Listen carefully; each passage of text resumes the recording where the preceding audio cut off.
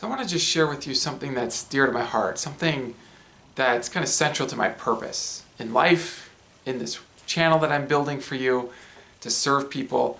And it has to do with the principle of unity. And I don't mean a kind of metaphysical, abstract concept. I'm talking about unity with people.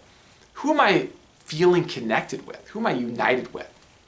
I see two ways in which people form unity, two general ways. One is they'll form unity over a belief, maybe a camp, right?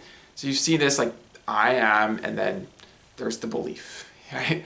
Political view, religious view, in philosophy sometimes it can be sort of obscure things like I'm a presentist or I'm a nominalist or whatever. And so there's a kind of a sense of significance in defending that view, finding arguments for it. And instead of using arguments to give people power, it's like almost like we use the arguments to have power over people. And instead of using arguments to see more truth, it's almost like we use the arguments to defend prior views. So we sort of limit ourselves from growing. And one thing I love about the philosophers and the philosophical community is that by and large, we tend to have a different source of unity. And I just want to talk about that because I think this can really serve people who are really wanting to build their theory of the world. And this has to do with having a sense of unity, not over existing beliefs, but over a method of inquiry, over truth-seeking. And not just any truth-seeking, but looking for the intersection between truths and treasure. So you're in a sense, willing to be wrong, wanting to be wrong because you want to see more. And more not just about anything, but about the kinds of things that can serve people. There are views that I care about, views actually that I think provide encouragement for people. This is one of the reasons that I gravitate towards the kind of big questions about the foundations of existence, because I think that I see there reasons for encouragement, reasons to think that the world is great, grand at its foundations.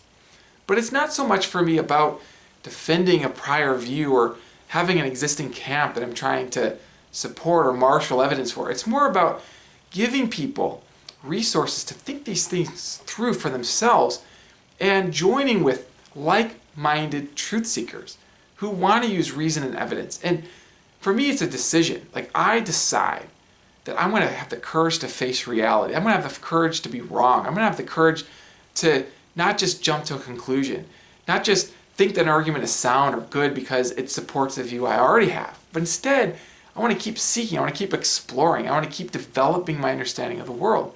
And what I find is that having this sort of courageous truth-seeking leads me to see more and more and more, and more things that I think can encourage others. And so this is really, I guess I'm just sharing my heart. It's why I'm building this. Is I think that truth seekers could be much more effective if, instead of just seeking truths, they look for the intersections between truths and treasures, and they find unity with other truth seekers rather than unity over particular pre-existing camps or beliefs.